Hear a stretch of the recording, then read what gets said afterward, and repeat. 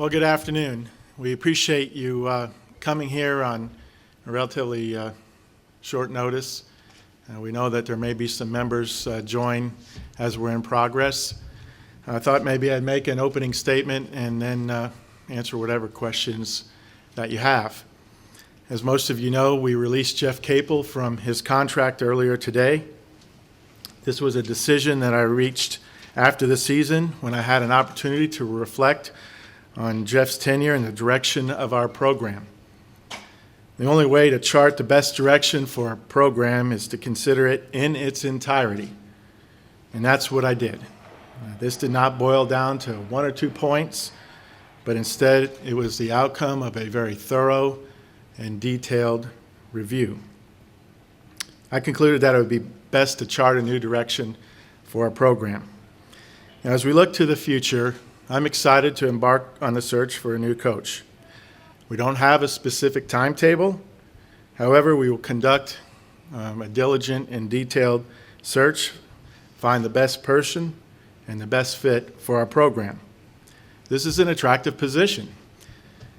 We have a winning tradition in state-of-the-art facilities. There's every reason to believe that we'll be successful again soon. With that, I'd open it up for your questions. Joe, for you personally, I mean, you haven't had to do this before where you've had to let someone go in a major program that you hired. How difficult was this for you personally? Oh, it's very difficult, particularly when you like the person a lot.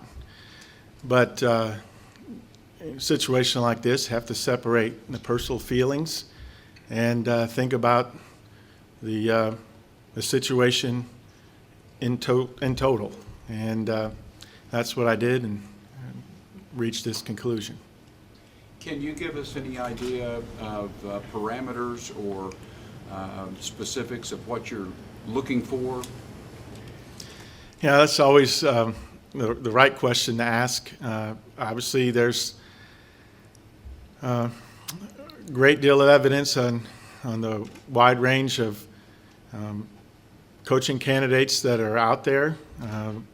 Again, the easiest way to say it is the best fit for the University of Oklahoma, the person that best represents our values and has a skill set to lead this program in its pursuit of championships. So, Joe, you wouldn't rule out an assistant coach necessarily? If the person was the best fit, that would work. Joe, how do you approach this with the current players that are here? Have you had a chance to meet with them to tell them about, the direction in the future, or what the expectations are from here on out? Yes, I have. We were forced to assemble them via teleconference due to the fact that we're on spring break, and I know it's an impersonal way to communicate something like this, but it was the only means that we had available, and we opened the lines of communications for them to stay in touch with us as we go forward, and we'll keep them informed as well. Joe had Jeff had several players leave the program for a variety of reasons. There are a couple of really key players that I'm sure the program needs to stick around. Is there anything besides that, Joe, that you do to reach out to them to try to keep them here, basically? Yes, we would communicate with them, as best we can, and encourage them to stay committed to our program, stay committed to their responsibilities for those student athletes that are continuing forward with us. We'll let them know at a time when we're ready to announce the hire. And as I always have done, I get the new coach in front of our team before they make any kind of public appearance, including meeting with the media. So that would be the plan. Joe, can you tell us anything about the process of the NCAA investigation that's been going on, and did that play a part in any of your thought process? Well, we respect the process. We understand the short-term and the long-term aspect of it, but we're confident that we can move forward and be successful. Would you consider this to be easier this time compared to 5 years ago to make your list a little shorter, quicker? Certainly a different time period. And last time it was 2 days before the Final Four. Many of the basketball searches at other campuses had already taken place. But it's a different time, a different group of prospective candidates.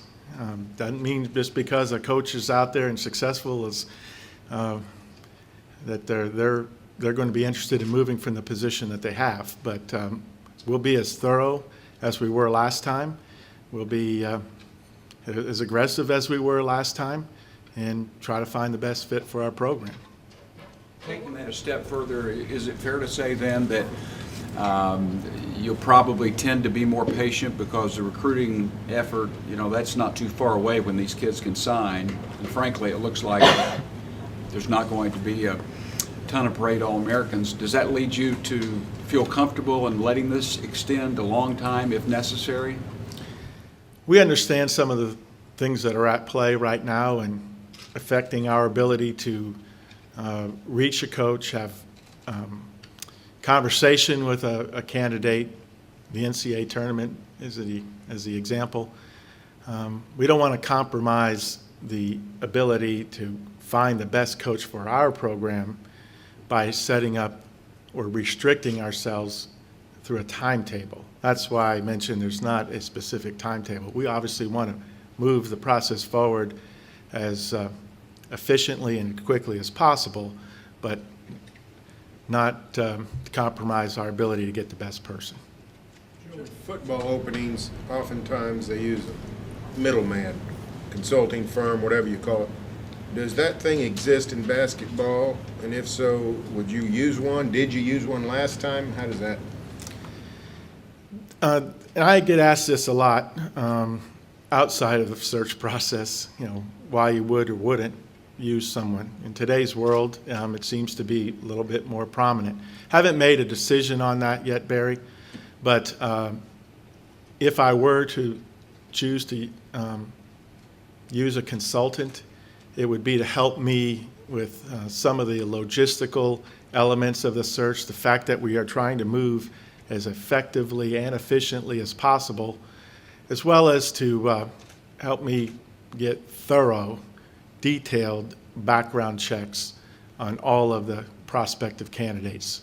We don't make decisions in a vacuum, and therefore we want to have as much information from key parties as necessary. You seem to emphasize that part, research. I mean, that seemed to come out pretty clear. Does that mean that you look back on this hire and you feel maybe you didn't do as diligent a job with Jeff?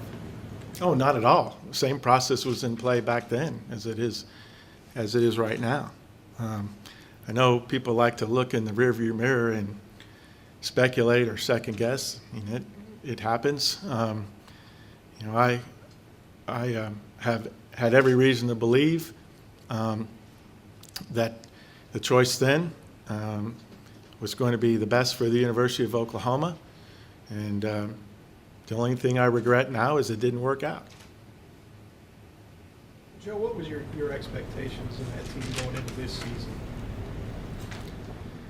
Well, a lot of things. It's not right to specify any one particular point or the other. This isn't about our current team or the record of this past season. This is, again, looking at the entire program and our ability to be successful going forward. And I weighed all the factors and reached the conclusion that a change was in the best interest of the University of Oklahoma. It's not an easy decision to reach, mind you, but it certainly is the one I made and made with conviction. Joe, can you talk about fan attendance? You guys had seen a dip in the last couple of years. Let's talk about that and how much that played into things for you.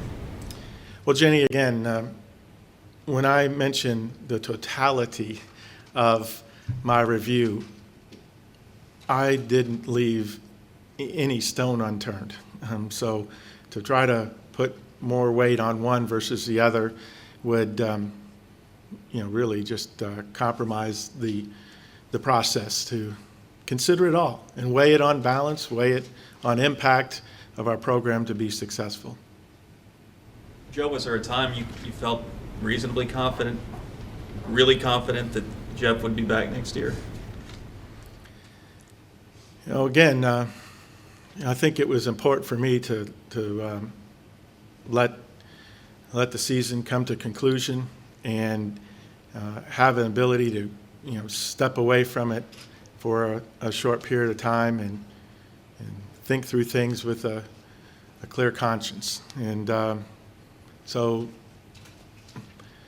it's a little difficult in our sport that you separate the emotions when we're really fueled in a lot of ways to make a program successful by emotions and passion and the way that we focus on our task at hand and our ability to get the job done. But in this particular case, you have to step away and think about it as objectively and analyze it correctly, and that's what I did. Joe, a lot of people, I've heard it the last couple of days, that they feel that you're a very thorough person, that you wouldn't make a decision like this unless you had an idea of what could be after for your head coach. I guess the question is, have you looked ahead a little bit that might, help you speed up this process in a way, whether it be look at candidates or have an idea of who might be interested? Well, it wouldn't have been fair to my process to be not fully engaged and fully focused on making the right decision in terms of the direction of the program. To the extent that an athletic director weighs the preparation, if in fact you're in that position, maybe a small amount of thought might have been given to that, but not very much, because I wanted to focus on us, and it would not have been fair, and I just have never done it that way. How surprised are you that 2 years ago, Lead A contract extension, that it's come to where you had to make this kind of decision? Well, it's like everybody else. We had higher hopes, for our program to build off that momentum. We understand how sports can be, the departure of people with great talent and experience and the new student athletes that are coming in to take over and grow in time that's necessary for them to grow, but the program still continues on and moves momentum forward. And unfortunately, that didn't occur. Joe, when you made the hire of Jeff, you made comments to the effect that this program had a lot of success, and so it wasn't, I don't want to say, it wasn't a hard sell for sure. I don't think you said it was an easy sell to coaches, but it was a very attractive job. Now moving forward to where you are today, do you have that same approach in talking to prospective coaches? Absolutely. The University of Oklahoma is special. And as you know, you cover it day to day. The people that follow our program and follow our university around the United States, around the world, know this is a very special place. It has wonderful tradition, as I mentioned in my opening statement. We have state-of-the-art facilities. We're committed to excellence in all that we do. And it's a place where people can work and feel like they can pursue outstanding success in the sport, whichever you want to call it, from a student-athlete standpoint, the way you compete, or coaching, the way that you lead and pursue championships. So absolutely believe that this is an attractive program, and we're committed to being successful going forward, just as we have been all through this time. Joe, will this, your other two hires, as far as I know, has been pretty much a one-man search committee, not necessarily a one-man selection committee, but one-man search committee. Will it be the same this time? I'll work with several members of my staff to deliberate on the candidate pool and gather information about prospective candidates, as I have in the past. I will again work through that and then narrow it down to those that we have a chance to talk to, and those that we want to talk to. And then I'll work with President Boren and representation of the board, perhaps a few others that we need to include in the final selection process, and then make a decision. So very similar to the way we've always done it, if not exact. So Joe, how difficult is it when you look at candidates now and you hear all this stuff going on with, players becoming ineligible or NCAA rules? You've had NCAA issues of your own, trying to find a guy that, isn't going to get you back in that situation again. Well, as I've said many times, I wish the hiring process was an extension of an exact scientific formula. It's not. It's inexact. But to the extent that we can use all means available, our own expertise, the knowledge that we have, the understanding of our culture, our values, what it takes to be successful here at Oklahoma, within the Big 12 Conference, nationally, and to reach out to the experts in the field, in the sport, that may know a lot more about prospective candidates than what meets the eye. We've done that in the past. We talked to a great number of people in and around the program, talked to coaches who compete against certain coaches, recruit against them, a variety of the stakeholders that are around to view a coach and how they handle certain things.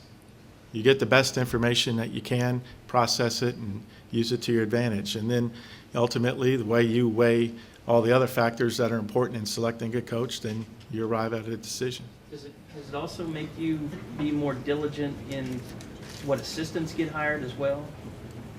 Because they are so responsible, for things that can happen in a program, in terms of recruiting and. Sure, and it makes it important for us to convey that same type of thorough process to the coach when they review their candidates. Sometimes they know the person better, and may be with them for quite a long time, but we're diligent across the board. Joe, would you consider a women's coach? I don't mean a female coach, but a coach of a women's team. I'm just going to go back to what best fit, the best person for our job. That's what we've always considered. And from our past experiences, I could have, as you mentioned earlier, or asked earlier, somebody did, whether we'd consider a top assistant or a current head coach. We've hired both, and both have been very, very successful here, continue to be successful.